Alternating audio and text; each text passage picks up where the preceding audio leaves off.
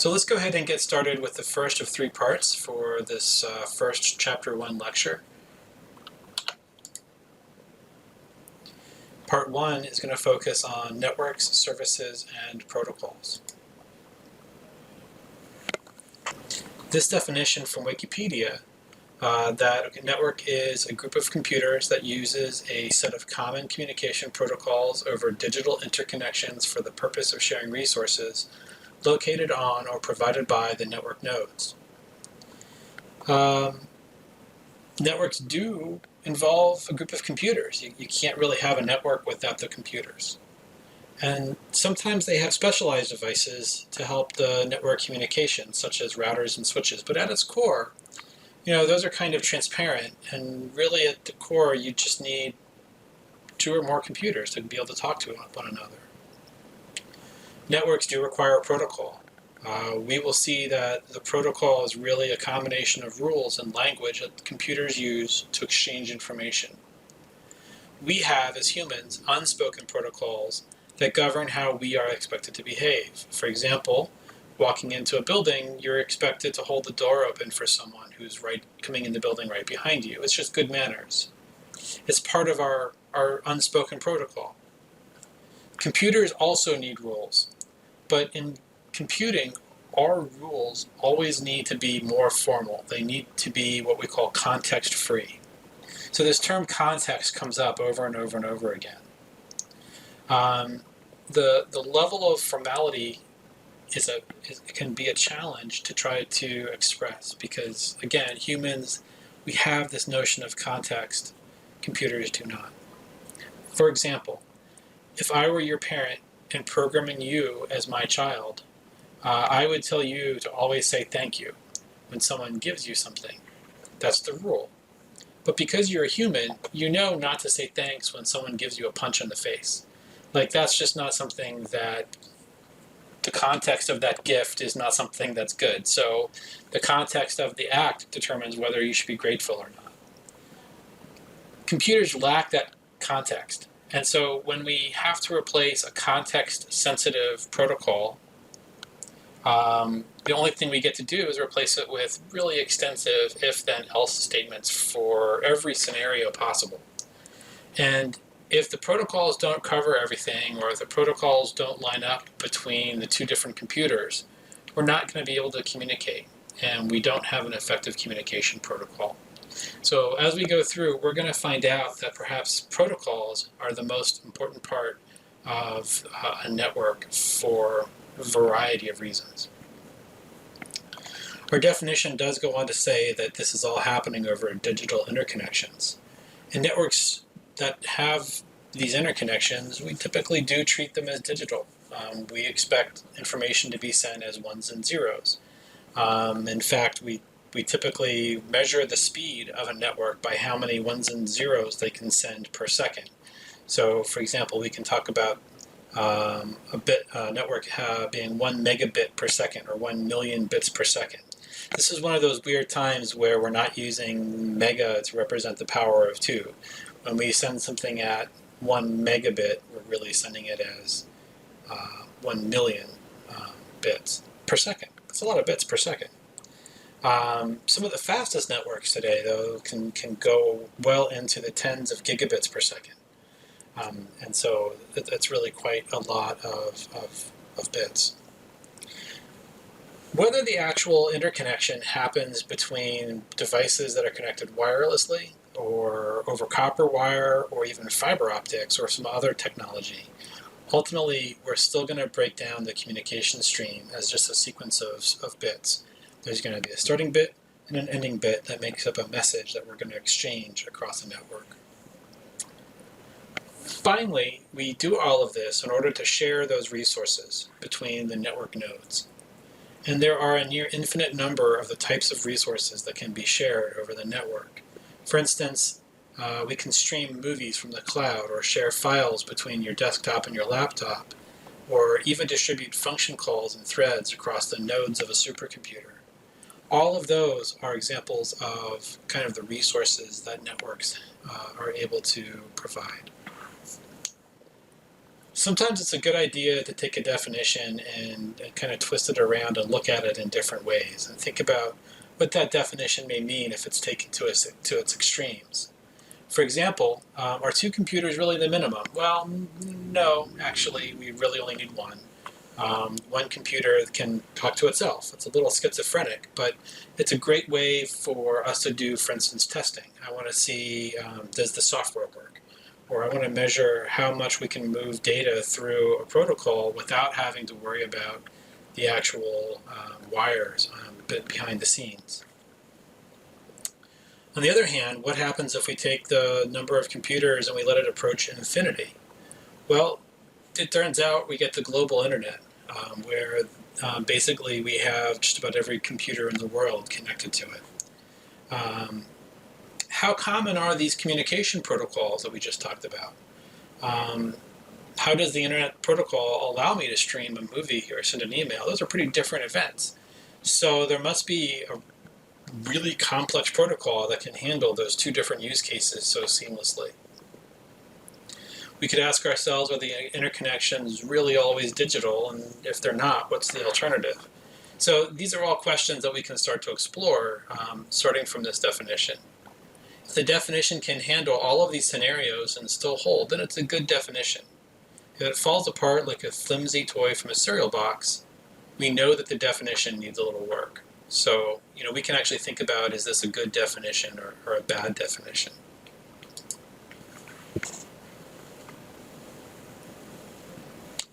As we start thinking about networks, one of the things we can try to do is look at different types of networks.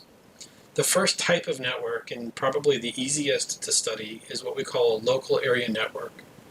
Local refers to the network proximity rather than the physical proximity of the machines and the ability for the machines to communicate directly with one another. There are very few network devices in between. So for example, a company may have a LAN for all of the computers in an office building, and they're all connected to some central switch.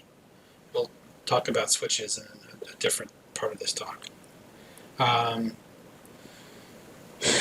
We may have all the computers on a campus all connected together to form one virtual Ethernet network, or local area network, which we actually do here on campus. So, for example, on campus, we have local area network nodes that are actually physically distributed across all of campus, but they all appear as if they're on the same local area network.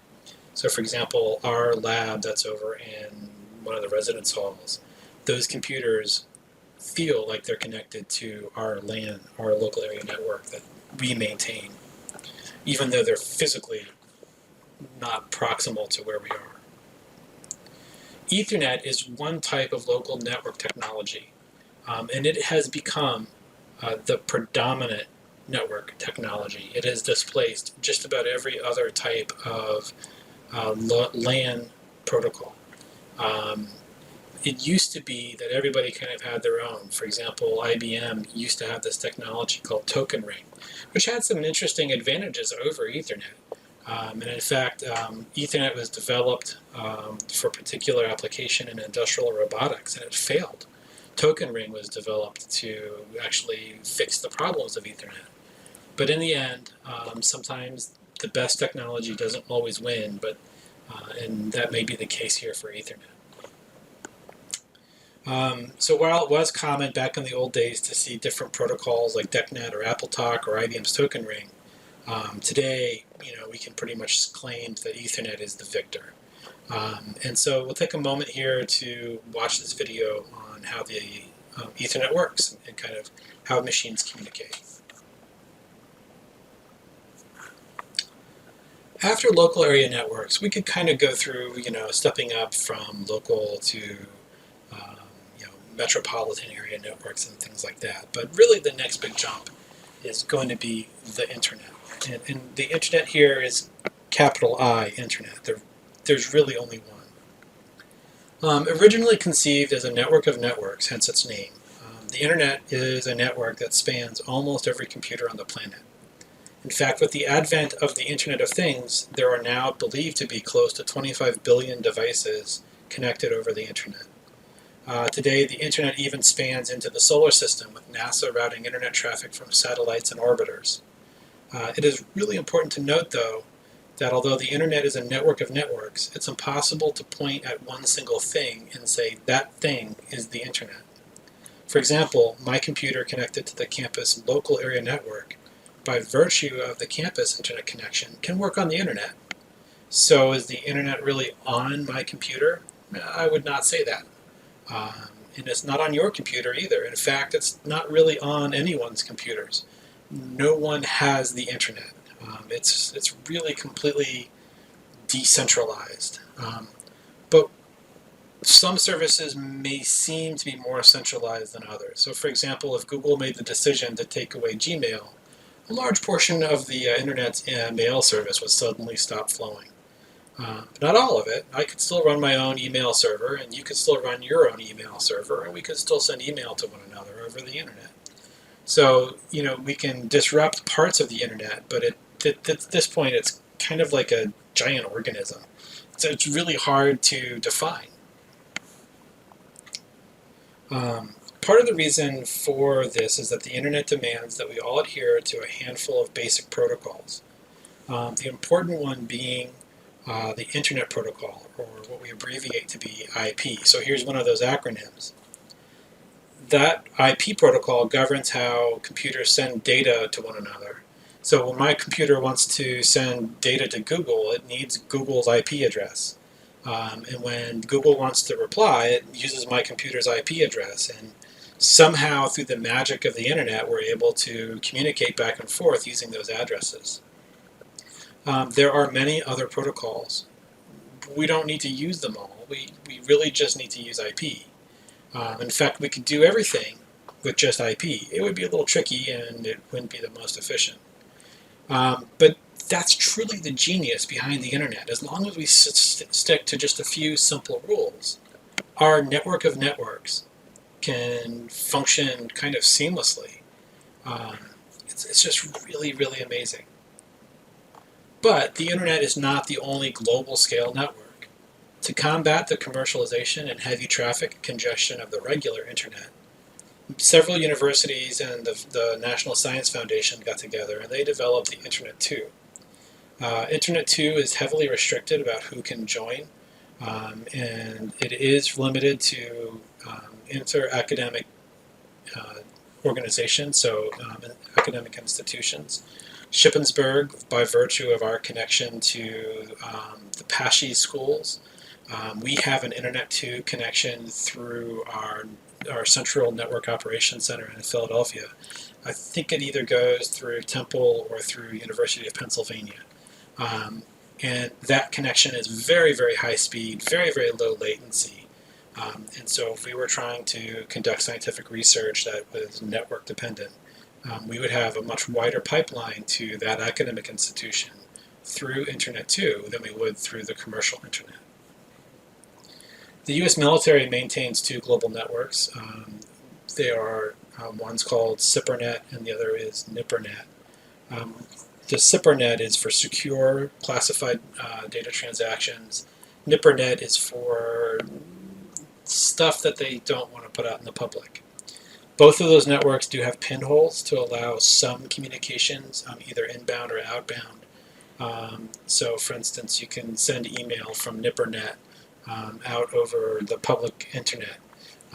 But the goal is that you wouldn't be able to, say, from SIPRNet, upload the CIA's handbook on internet hacking, for instance.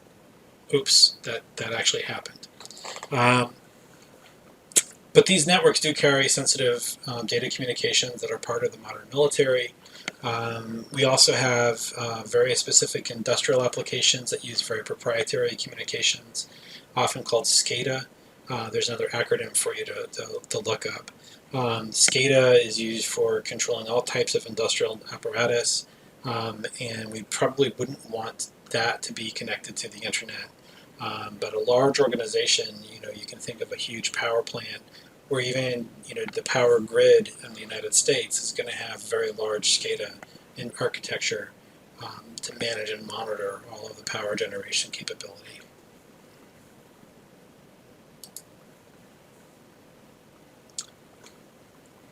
It is surprisingly difficult to capture exactly what the internet is. In the first chapter of this textbook, I think I counted 4 different metaphors. Things that start off like the internet is like a fill in the blank. I think postal service was one, trucks on a highway was another. But in each of these, the metaphor is ultimately flawed. Or maybe it was true decades ago, but um, it isn't true anymore. And I get the fact that people want to start somewhere, but sometimes by starting off with a kind of bad metaphor, it can make it harder to really appreciate what that thing actually is. The truth is really that the internet is something unto itself. There is nothing else like it in all of our world. It can be interesting to compare how we use metaphors to describe this thing, but they're always going to be incomplete. They're always going to be missing the main point. In an article published by Rebecca Johnson, she surveyed her results, or she shared her results of surveying literature describing the internet. And she collected both the metaphors used to describe the internet as well as the sentiments behind those metaphors. And I think it's a very fascinating glimpse into the differences between how technical and non-technical people try to understand this complicated thing. Those who read the technical magazine Wired tend to have a very positive view of the internet, and they see the potential of what it could be. And we see themes constantly coming out in articles about the internet that tend to be very positive, such as the internet will bring a revolution to transform society, but make it better, not a bad revolution, a good revolution. Or the internet will be salvation from some social ill that we are experiencing. So the internet will break down barriers between nations and people.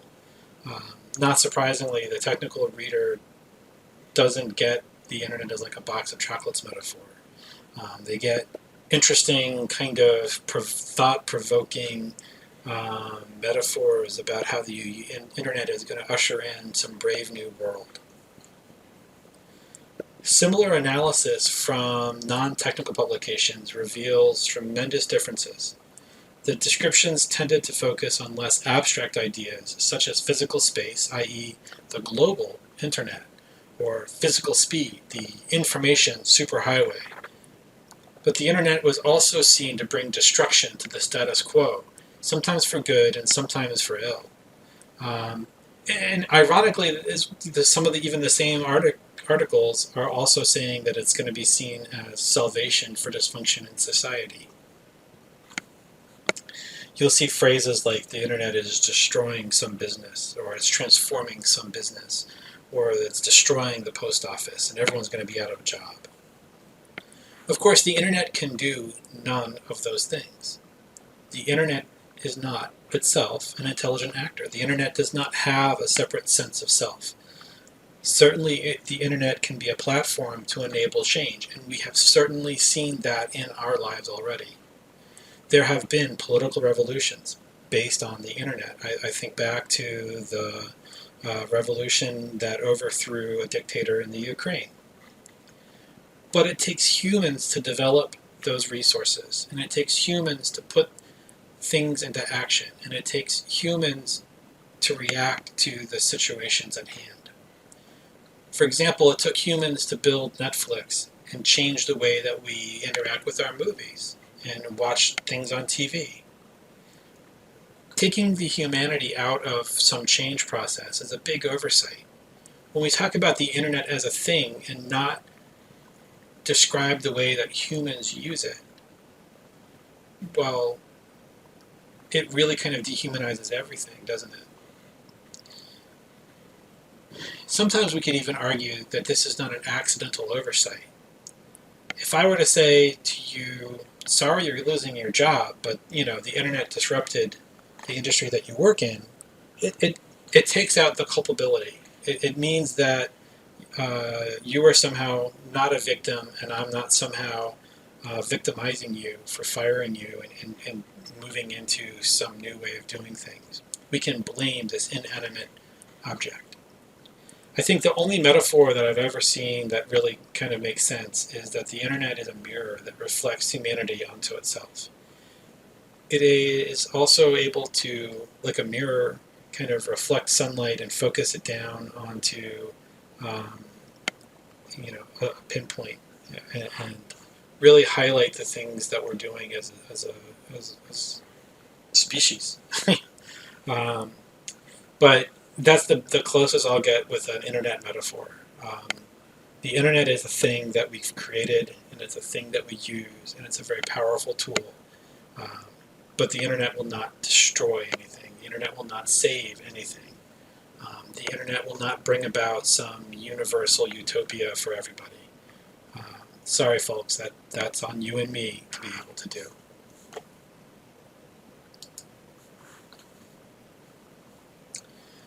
One of the great strengths of the internet, though, is that it is largely decentralized. There is not one giant company or government that runs the internet. Instead, there are several nonprofit groups that maintain open processes for the developments and refinement of the standards that drive the internet, its protocols. One of the chief groups is the Internet Engineering Task Force, or IETF.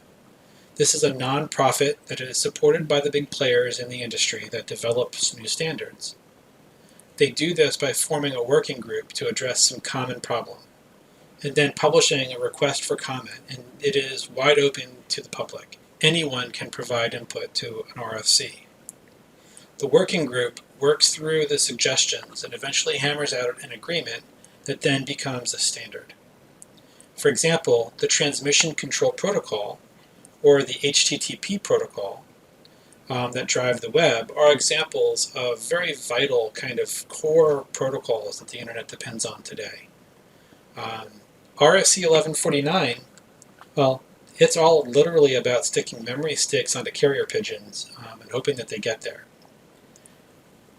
I highlight that, because it's kind of funny, but also to highlight the fact that this RFC process is a democratic and open process. Pretty much anybody can propose a new RFC, whether it be tongue-in-cheek or whether it be an absolute reality to try to fix some fundamental problem. One of your upcoming assignments will be to read an RFC. Not really to get the technology part of it out, because some of the technology, unless you're developing this stuff now, especially some of these later RFCs, they're so precise and so specific that you really need to be a subject matter expert to really parse out what they're trying to say. So we may pick some of the earlier, or very early RFCs. But you get a sense for how precise these protocol definitions really need to be. Again, we can't leave anything up for interpretation. Somebody should be able to sit down and use the RFC as published and develop the software that allows that protocol to be implemented and used. And that's not an easy thing to do. And so we'll get a sense of that a little bit later. So in addition to the IETF, which is mostly focused on software protocols, the IEEE, another acronym, maintains the electrical connectivity standard for things such as Ethernet and Wi-Fi. They tend to be less free, like beer, than the IETF, but they also may have to do with the complex nature of describing the electrical signal characteristics of a network. Although the IEEE is a nonprofit, it still has to financially support its operations, and its standards are not free, as in beer, but rather accessible only behind paywalls, such as the IEEE Explore database. So again, this is kind of one of those things where if you need it, you pay the money and you kind of get into the community, but the average guy walking down the street isn't going to necessarily understand the difference between single-ended and differential pair or signaling. You as a student in network engineering may not know the difference between single-ended and differential signaling, but the IEEE folks, they certainly do. The one final centralized authority, and this one is pretty central, it has to be, is the Internet Corporation Assigned Numbers Authority, or sometimes called ICANN. And ICANN serves as the International Registrar for Internet Addresses. If you wanted to put up your own server on the internet, you need to get an IP address for that server. And you'd get them ultimately from ICANN. Now, you probably would need to really get them from here. I would need to get them from our network administration downstairs in the computer center. If I was making a server that ran on Comcast, I would need to get one from Comcast. Comcast presumably got one from ICANN, or got a range of addresses from ICANN. So once you have an IP address, then you can work with your service providers to advertise, have them advertise how to get to your address and how your address can communicate back to the rest of the internet. It's also really important that these numbers are unique. So for example, 157.160.32.12 is the IP address, I think, for Cutter or for Clipper, one of our servers. No one else in the world has an internet address of 157.160.32.12. And if they do, we're going to have some big problems because no one's going to know if it's my machine or their machine. And so that's one reason why ICANN is kind of a global standard. They are trying to dole out this very limited range of IP addresses. Other parts of the internet, though, are completely organic. A good example of this is JavaScript. Microsoft, Google, Mozilla, even Apple, they have to implement JavaScript inside the web browser. And they each implement their own versions of the JavaScript language. And since they aren't trying to comply with some standard, there is none, they can kind of do what they want. Unfortunately, if you are writing JavaScript for one browser to take advantage of some new cool feature that's not present in another web browser, you're out of luck. A lot of the JavaScript libraries try to compensate for that. So, for example, Node.js, which is a common JavaScript library that you can include in your projects, when you run, it actually will try to figure out what web browser that you're using and try to make adjustments to your library calls into Node.js so that they work with that particular browser. So they kind of translate into the browser as best as they can. That wouldn't have to happen if there was some overall arching authority over, say, all the web browsers. But that would also require these kind of famous competitors to come to some agreement about what they're going to do. And honestly, none of them are going to do that. So sometimes, like I said, there are no standards, but we can still kind of get by. But it's always better when there is a well-defined standard. Going back to our definition, we talked about network services. And the network exists for resource sharing, which is often described as a type of network service.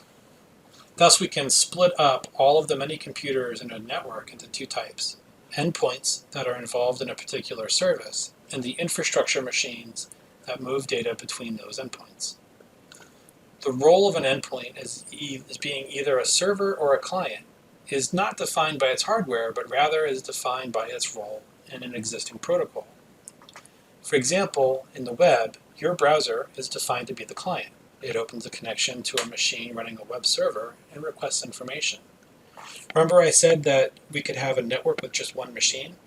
Well, I could run the server and the web browser on the same machine. And that's okay.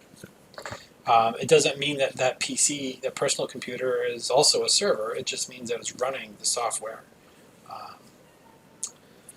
So we can also see, for example, in the X Windows graphics protocol, your machine with the graphics card is what's called the display server, and it's listening for requests from all of the programs running on different computers for what it needs to display. So that's how you can run a program on, say, Sloop and have the graphical display show up on your computer, because your computer is actually the server. So, the protocol kind of defines what's a server and what's a client. So what are these network services? You're probably already familiar with many different services, including the web, email, instant messaging. A service defines what information is exchanged. A web page, an email message, a text. But simply saying that a mail service exchanges email messages is not sufficient for the diversity of systems to operate with each other. How is an email message represented? If you've never thought about that before, it's actually really interesting. We'll look at it some other time.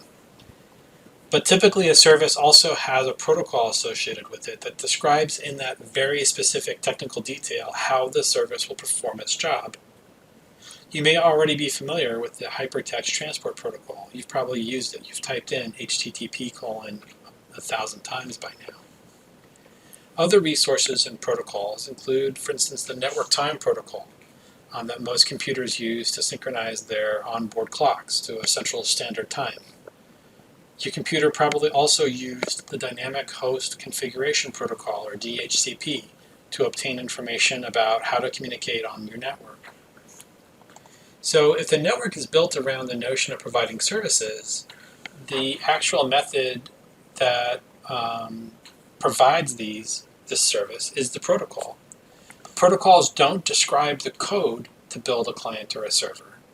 And this is key to the whole shebang. If someone comes up with a brand new service that no one's ever invented before, and they come up with a corresponding open protocol, well then if it's something that we can get the protocol, anybody theoretically should be able to write their own implementation of a client or a server or whatever the different entities are. And that's very true. I can download the RFC for HTTP. I can download the RFC for Java, for TCP and other protocols, and I can make my own web server. Making your own web client is a little bit more tricky. On the other hand, when you have a vendor that makes a proprietary protocol and they don't share those details, then either you're going to be stuck using their provided software, warts and all, or through very hard work, we could, theoretically anyway, reverse engineer that closed protocol to make our own version. The best example that I could come up with was Andrew Tridgedal, who did this with the Samba system, which is what Linux and Unix systems use to be a Windows file server or a client. And so you want to be able to access the files that are stored on a Windows server, so you'd use Samba. Or if you want your Linux machine to appear to be a Windows file server, you'd use Samba. Unfortunately, for a long time, Samba was always a little bit buggy because as much as they tried to reverse engineer every corner case, without the protocol, they just had no way of knowing what the rules really were. They did a great job. I'm not saying that they did a bad job. I'm just saying they had a tough job ahead of them. So with this emphasis on protocols, clearly protocols are vitally important to the function of a network. The protocol definition needs to contain clear, unambiguous language that describes exactly what the protocol needs to do. The IETF has actually created a standard RFC for RFCs.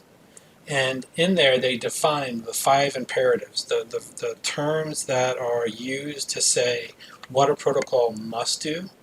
So these are things that are absolute requirements.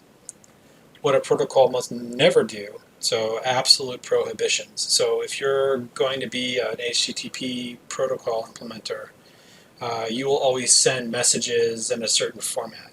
You have to be able to handle those.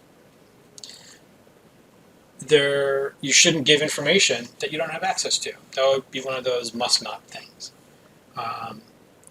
Shoulds are things that are really recommended, but they're not absolutely required. But you have to understand that if you don't implement them, that you're going to be missing parts of the protocol, or you're going to have some reduced functionality. You should really understand the implications of that decision before you release your product. So those shoulds are pretty important, but not absolutely required for a minimum viable implementation of a protocol. And then finally, the 5th version of this is the may imperative, and that's truly optional. One vendor may implement something while another does not, or it could even be features that are turned on through configuration. So in Windows, I could go into the registry and I could turn on something in the registry for a particular protocol um, and change the behavior of a system. These imperatives are really important because they describe the rules for implementing a protocol in code. If I have something that must be done, I better write code for it. What's really fascinating is the authors of these RFCs go out of their way to make sure that the RFC is what we call code agnostic or language agnostic. So, for instance, I could write these protocols in C or Java or Python or Perl or some other language, even assembly language if I was really motivated.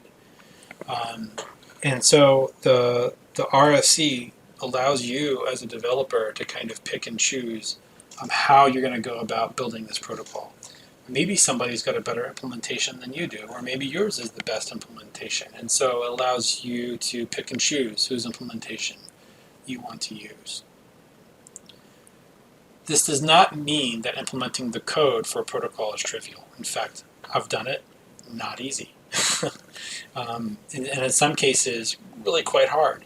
But at least it gives you a roadmap. It gives you an idea of where to get started and kind of where to head out and kind of how to set up a project and how to test the project and verify different levels of functionality. And at least it gives you that starting point. And that's a lot better than absolutely nothing. So that takes us to the end of part one. And so I'm always going to try to keep these lectures to be a little shorter, about an hour in length, plus the quiz times. And so again, as you go through, if you have any questions, please remember to write them down and then ask in class. Thanks for watching.